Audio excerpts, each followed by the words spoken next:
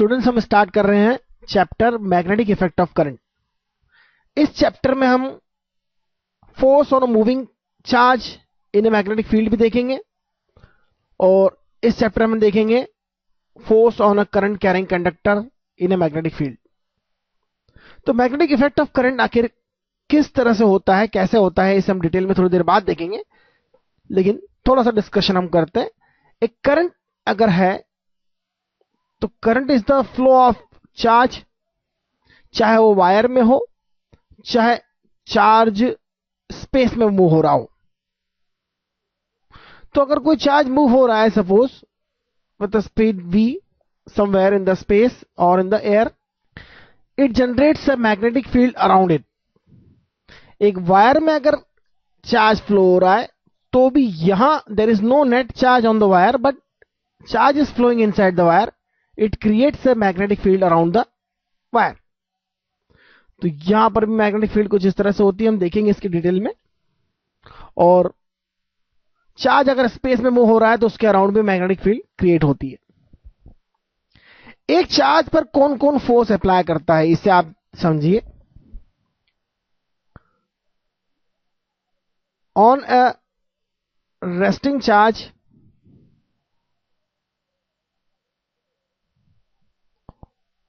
Only electric field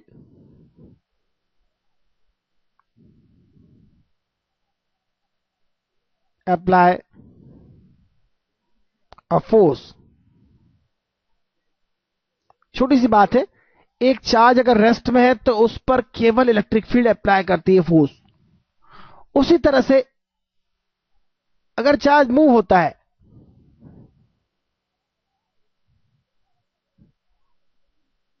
on moving charge electric and magnetic field both can apply a force। that is very simple। कौन सा force apply होगा, कितना होगा, कैसे होगा, यही तो हमें समझना है। लेकिन क्यों हो रहा है यह समझते हैं हम सबसे पहले। एक चार्ज अगर मूव होता है तो उसके अराउंड मैग्नेटिक फील्ड जनरेट होती है, और अगर चार्ज किसी एक्सटर्नल मैग्नेटिक फील्ड में मूव होता है तो वहां पर एक्सटर्नल मैग्नेटिक फील्ड के कारण फोर्स अप्लाई होता है। तो देखिए हम कुछ नोटेशंस यूज करेंगे। सबसे पहला नोटेशन कुछ इस तरह से लेंगे हम। मैग्नेटिक फील्ड डिनोट करने का तरीका देखिए। This is what, this is the notation for magnetic field inside the plane of paper or say the board। this is the magnetic field inside the plane of paper। यहां से magnetic field inside हो रही है और यहां से magnetic flux, अगर ऐसा नोटेशन है इसका मतलब magnetic field lines coming out of the paper.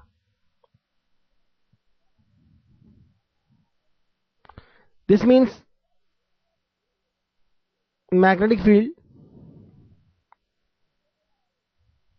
field lines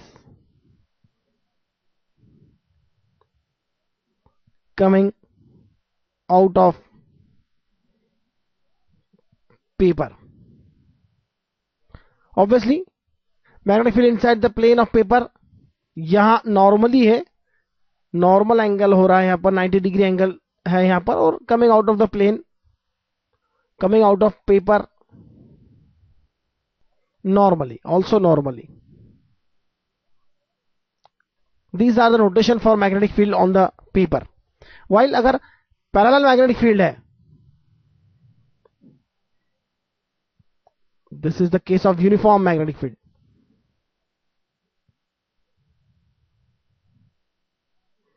this is uniform magnetic field और डायरेक्शन है towards right of the paper and it is in the plane of paper. Uniform magnetic field in the plane of paper. Obviously तो magnetic field को denote करने की ये notation है हमारे, इन्हें समझना होगा, आगे हमें इनका यूज करना होगा। इस चैप्टर के बाद में हम पढ़ते हैं EMI, that is electromagnetic induction. जब हम यह पढ़ेंगे तो हम डिस्कस करेंगे कि इलेक्ट्रिक फील्ड के कारण किस तरह से मैग्नेटिक फील्ड जनरेट होती है और मैग्नेटिक फील्ड के वेरिएशन से किस तरह से इलेक्ट्रिक फील्ड जनरेट होती है। तो EMI में हम पढ़ते हैं किस तरह से इलेक्ट्रिक फील्ड जनरेट होती है। EMF जनरेट होता है due to change in magnetic field, due to change in flux, जबकि magnetic effect of current is due to change in electric field in the space. तो एक variable electric field magnetic field को generate करती है और एक variable magnetic field electric field को generate करती है। This is the rule of nature. कितना होता है, कैसे होता है, यह सब हमें समझना होगा। यही तो इंपॉर्टेंट है। इस चैप्टर में हम यही सीखते हैं, किस डायरेक्शन में होता है, कितना होता है, what are the relation, what are the formulas. लेकिन कंसेप्ट बहुत ही सिंपल है, बड़ा आसान है। नेचर ने बड़ा सिंपल सा रूल बनाया है। जब आप कभी इलेक्ट्रोमैग्नेटिक वेव्स पढ़ेंगे तो आपको पता चलेगा कितने अच्छे से लिंक है ये दोनों फील्ड्स। तो यहां पर हमने देखा मैग्नेटिक फील्ड को किस तरह से हम डिनोट करेंगे। In the plane of paper, out of the plane of paper, in the plane of paper and so on. तो मैग्नेटिक इफेक्ट ऑफ करंट हम पढ़ेंगे, उसके पहले हम देखेंगे force on a moving charge. Force on a moving charge is because of its magnetism.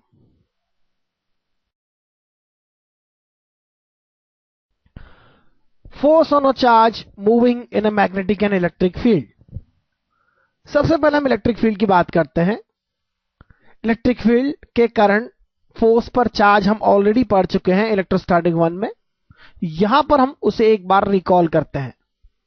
Force on a charge by electric field is always F is a vector is equal to Q is a vector and it is independent of its speed. Force on a charge by electric field is always F is equal to QE, where Q is a scalar and E is a vector and it is independent of its speed. Charge की speed कुछ भी हो, charge move हो रहा हो या rest में हो या किसी भी डायरेक्शन में हो, मूव हो रहा हो, direction is not important, speed is not important. Force अगर है F तो वो होगा Q into E। There is no role of speed और velocity, it is independent of its speed and direction of motion में कहूंगा। अगर मोशन हो रही है तो उसकी डायरेक्शन से भी कोई लेना देना नहीं है।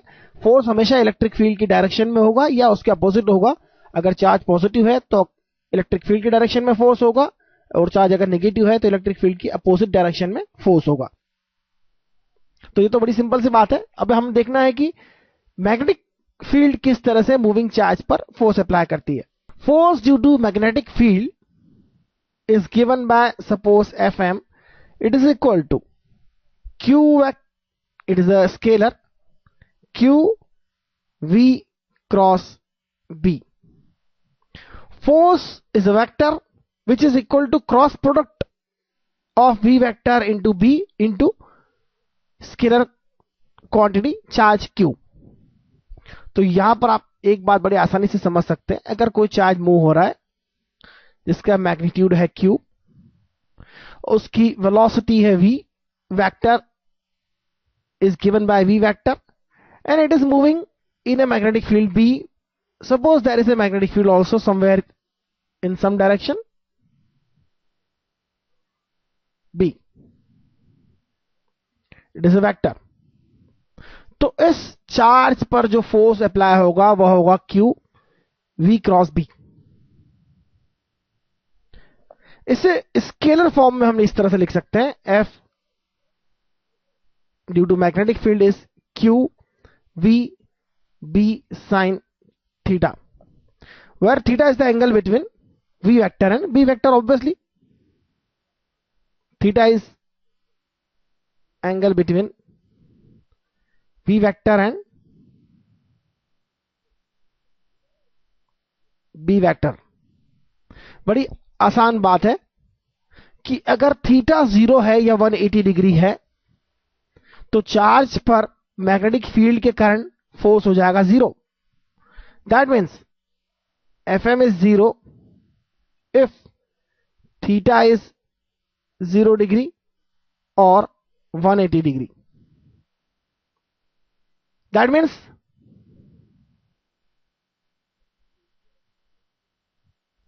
if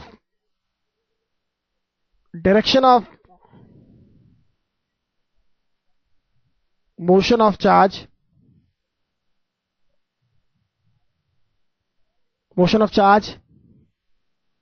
in a magnetic field is parallel or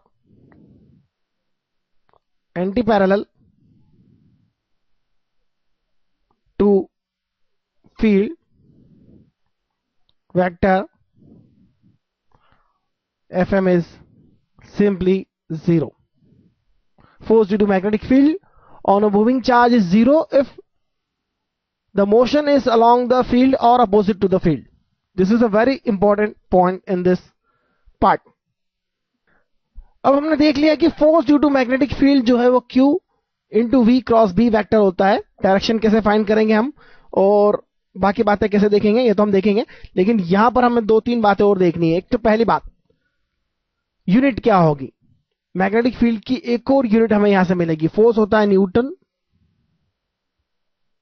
charge होता है कूलम, स्पीड होता है मीटर पर सेकंड और B होता है tesla. So another unit of the tesla is what? 1 tesla और से 1 T is equal to newton per coulomb into metre, और मीटर बाय सेकंड है तो सेकंड यहां हो जाएगा. Coulomb by second is ampere, so it is newton by ampere into metre. So 1 Tesla is Newton by ampere into meter. This is another unit for magnetic field. Magnetic field के हम इस unit को भी use कर सकते हैं. तो यहां पर एक फोर्स आपका मैग्नेटिक फील्ड के कारण है, एक फोर्स आपका इलेक्ट्रिक फील्ड के कारण है. अगर दोनों वहां पर फील्ड है तो क्या होगा देखते हैं हम. दोनों फील्ड एक साथ है तो चार्ज पर क्या होगा. एक एग्जांपल देखते हैं हम यहां पर. An electron charge minus 1.6 into 10 power minus 19 coulomb is moving at 3 into 10 power 5 meter per second in positive x direction. Positive x direction में मूव कर रहा है electron. A magnetic field of 0.8 Tesla is in the positive z direction. Positive z direction में है magnetic field. The magnetic force on the electron is, force find करना है हमें यहां पर. तो फोर्स को मैग्नेटिक फाइंड करते हैं. बिल्कुल क्लियर है यहां पर कि मैग्नेटिक फील्ड के परपेंडिकुलर है डायरेक्शन ऑफ मोशन, तो फोर्स हो जाएगा QVB. Let first calculate the force. Q charge of electron 1.6 10 power minus 19 coulomb, V 3 into 10 to the power 5 meter per second, and B that is 0.8 Tesla. If you calculate this will become 10 power minus 14 minus 19 और plus 5 power हो जाएगा minus 14, और 1.6 into 3 it will be 4.8 into 0.8 it will be nearly 4. 4.8 into 8 is nearly 4. Approximation करेंगे हम यहां पर. 4 into 2 minus 14 Newton. अब direction find करने के लिए हमें क्या करना होगा. डायरेक्शन के लिए आप देखिए क्या है. Suppose this is x direction, this is y direction and this is z direction. हमेशा x y z इस तरह से लिया जाता है. एक्स वाई जेड इस तरह से नहीं होना चाहिए. एक्स वाई जेड इस तरह से मत लो, हमेशा एक्स वाई जेड इस तरह से लो आप, नहीं तो यह पूरा एक्सिस का सिस्टम गड़बड़ हो जाएगा और आपका आंसर भी गलत हो जाएगा. तो moving at the speed in the positive x direction, movement जो हो रहा है पॉजिटिव एक्स डायरेक्शन में हो रहा है इलेक्ट्रॉन का. मैग्नेटिक फील्ड जो है पॉजिटिव जेड डायरेक्शन में है, मैग्नेटिक फील्ड इस डायरेक्शन में है, तो फोर्स किधर होगा. फोर्स किधर होगा. This is the direction of V. What we know very well that force vector is QV vector cross B vector. यहां लेफ्ट हैंड रूल यूज करना नहीं चाहता, मैं दूसरे तरीके से बताना चाहता हूं. V cross B, V is this vector, B is this vector. V cross B vector की डायरेक्शन क्या होगी. V को B की तरफ टर्न करिए आप. V क्रॉस B, V को B की तरफ टर्न करिए. इस तरह से टर्न करने से स्क्रू का क्या होगा आप देखिए. स्क्रू किधर जाता है. इस तरह से टर्न करेंगे तो स्क्रू जाएगा डाउनवर्ड डायरेक्शन में. तो फोर्स F होगा जो वो डाउनवर्ड डायरेक्शन में होगा, लेकिन इलेक्ट्रॉन का चार्ज नेगेटिव होता है, इसलिए अल्टीमेटली फोर्स जो होगा वो अपवर्ड डायरेक्शन में होगा। तो इसलिए यहां पर positive Y direction is the answer. और जीरो नहीं होगा, यह पक्की बात है। पॉजिटिव नेगेटिव जेड डायरेक्शन भी नहीं होगा, पक्की बात है, क्योंकि बी की डायरेक्शन में फोर्स नहीं होता है। इसलिए यह पॉइंट अगर आप देख लेते हैं ऑप्शन में तो ये सीधे गलत हो जाएंगे। इसलिए rest of the option D is correct. यहां पर आपको केवल कैलकुलेशन करना है मैग्नीट्यूड की, और इवन मैग्नीट्यूड की कैलकुलेशन भी नहीं करना है आपको। मैग्नीट्यूड की कैलकुलेशन भी नहीं करना है, क्योंकि zero is not possible. B की डायरेक्शन वी की डायरेक्शन के परपेंडिकुलर है, तो फोर्स तो यहां पर होगा, इसलिए फोर्स होगा तो तीन में से कोई एक ऑप्शन सही है। और फोर्स कभी भी बी की डायरेक्शन में नहीं होगा, या उसके परपेंडिकुलर डायरेक्शन, उसके हमेशा परपेंडिकुलर डायरेक्शन में होगा इनफैक्ट। तो ये एग्जाम ट्रिक्स है, इन्हें आप याद रखिए। आइए आगे देखते हैं हम।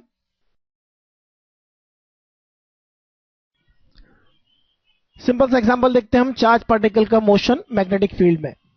अ proton charge e travelling perpendicular to a magnetic field, perpendicular to a magnetic field experience the same force as an alpha particle charge 2e। Alpha particle का चार्ज 2e है, which is also traveling perpendicular to the same field, perpendicular to the same field। इसका मतलब क्या हुआ, दोनों पर same force है, इसका मतलब यह हुआ मैग्नेटिक फोर्स आप कैलकुलेट करें, यह होता है QVB। सेम फील्ड है तो बी सब का सेम है, तो force on proton will be equal to force on alpha particle. Q is the charge, that is E for the proton, speed of proton is Vp suppose, and B is the magnetic field. Force on alpha particle is twice E, this is the Q, V for alpha particle is V alpha, and B is the magnetic field। Same magnetic field के perpendicular अगर होता है तो force होता है QVB। 90 degree angle है, इसलिए sign 90 हो जाएगा 1। फोर्स इक्वेट करने के बाद आपको कुछ नहीं करना है, B कैंसिल हो जाएगा, E कैंसिल हो जाएगा, V proton upon V alpha particle आपका होगा 2 plus 2 1। So answer is C. Very simple question then. तो आगे देखते हैं हम। अब हम देखते हैं लॉरेंस फोर्स। लॉरेंस फोर्स का वही मतलब होता है जब हमने सीखा है किसी चार्ज की मोशन को। आप देखिए, अगर चार्ज मूव कर रहा है, सपोज वहां पर एक मैग्नेटिक फील्ड है जो इस प्लेन के परपेंडिकुलर है, इनटू द प्लेन है, और वहां पर एक इलेक्ट्रिक फील्ड भी है, सपोज वो इलेक्ट्रिक फील्ड मोशन के परपेंडिकुलर है। तो यहां पर हमें यह देखना है कि कितने फोर्स एक्ट होंगे। एक तो इलेक्ट्रिक फील्ड के कारण होगा, force due to electric field जो होगा charge into electric field vector होगा। Force due to magnetic field जो होगा वो होगा charge into velocity vector, that is V vector, into cross product, basically cross product in with B vector. तो दोनों force को ऐड कर दिया जाए, टोटल फोर्स जो होता है उसे लॉरेंस फोर्स कहा जाता है। इनफैक्ट अगर एक फील्ड नहीं है तो भी वहां पर लॉरेंस फोर्स कहलाएगा। अगर आपका इलेक्ट्रिक फील्ड नहीं है तो force due to magnetic field होता है QV cross B, this is also Lorentz force. अगर दोनों फील्ड है तो कंबाइंड हो जाएगा हमारा, कंबाइंडली इसे कहा जा सकता है Lorentz force, that is equal to F magnetic plus F electric. या मैग्नेटिक होना जरूरी है, एटलीस्ट इलेक्ट्रिक हो ना हो चलेगा, तो उसे लॉरेंस फोर्स कहेंगे। और ये हो जाएगा Q E vector plus V cross B vector. Q is taken common, it is a scalar quantity, and E vector plus V cross B vector, these are two vectors। In fact मैं अगर आपको कहूं कि चार्ज की motion electric और magnetic field में study करना है तो यह दुनिया का सबसे कठिन काम है। हम केवल कुछ स्पेशल केसेस ही देखते हैं और बहुत सी मुश्किल होती है इन्हें समझने में। बहुत तरह के पाथ होते हैं, कुछ पाथ स्ट्रेट लाइन हो सकते हैं, कुछ सर्कुलर हो सकते हैं, कुछ हेलिकल हो सकते हैं, ये तो हम सब देखेंगे। इसके अलावा इस तरह के पाथ भी हो सकते हैं चार्ज के इलेक्ट्रिक और मैग्नेटिक फील्ड में। इसके अलावा और भी तरह के पाथ हो सकते हैं, इस तरह से लंबे लंबे पाथ भी हो सकते हैं। तो सारे पाथ समझना है तो आपको बहुत अच्छे लेवल पर फिजिक्स समझना होगा। आप खुद भी कर सकते हैं कुछ लेवल तक तो, लेकिन हम केवल सिंपल केसेस देखते हैं। तो सिंपल केसेस में हम स्टार्ट करते हैं ओनली मैग्नेटिक फील्ड के करंट क्या होगा, डायरेक्शन ऑफ फोर्स, किस तरह से डायरेक्शन ऑफ फोर्स फाइंड करेंगे। और फोर्स की डायरेक्शन फाइंड करने के लिए हमें समझना होगा फ्लेमिंग्स लेफ्ट हैंड रूल। और कुछ लोग अपने तरीके से भी फाइंड करते हैं, लेकिन फ्लेमिंग्स लेफ्ट हैंड रूल को आप अपने तरह से ले सकते हैं। कैसे लेंगे मैं आपको बता सकता हूं। तो आइए देखते हैं फ्लेमिंग्स लेफ्ट हैंड रूल किस तरह से एक चार्ज पर मैग्नेटिक फील्ड के कारण फोर्स की डायरेक्शन बताता है। चार्ज का मूव होना जरूरी है, अगर v नहीं है तो फोर्स ऑब्वियसली जीरो हो जाएगा। Charge must be moving charge, v must be non zero, magnitude जो होना चाहिए जीरो नहीं होना चाहिए। देखते हैं हम फ्लेमिंग्स लेफ्ट हैंड रूल।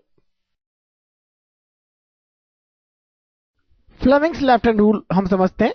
यहां पर एक हमारी मैग्नेटिक फील्ड है, यह मैग्नेटिक फील्ड है into the plane of paper, और एक पॉजिटिव चार्ज है।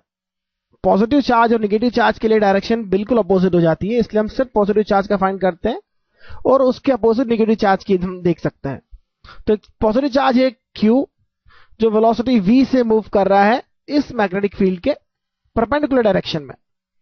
डायरेक्शन कोई सी भी हो, आप अगर वेक्टर्स अच्छे से जानते हैं तो आप v क्रॉस b वेक्टर की डायरेक्शन फाइंड करके फोर्स फाइंड कर सकते हैं। लेकिन फ्लेमिंग्स लेफ्ट हैंड रूल को यूज करके भी आप फोर्स की डायरेक्शन फाइंड कर सकते हैं। मूविंग चार्ज पर मैग्नेटिक फील्ड के कारण फोर्स की डायरेक्शन फाइंड कर सकते हैं आप। तो आपको अच्छे से वेक्टर आता है तो ठीक है, नहीं आता है तो कोई बात नहीं। डायरेक्शन फाइंड करने के लिए हम Fleming's left hand rule use करेंगे, और उसे किस तरह से यूज करते हैं आइए देखते हैं। यहां पर हमने एक सिंपल केस लिया है जहां पर v is perpendicular to the field, v vector is perpendicular to b vector. यहां मैंने जो लिया है वह मैं आपको इसलिए बताना चाहता हूं ताकि थीटा हो जाए आपका 90 डिग्री।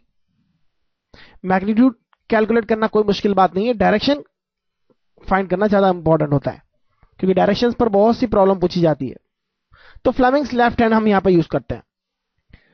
तो यह है हमारा left hand which is just like Fleming's left hand. In fact, when thumb, index finger and middle finger, index finger is also called forefinger. This is the index finger and this is the middle finger and this is thumb of left hand are stretched mutually perpendicular. Thumb gives direction of force.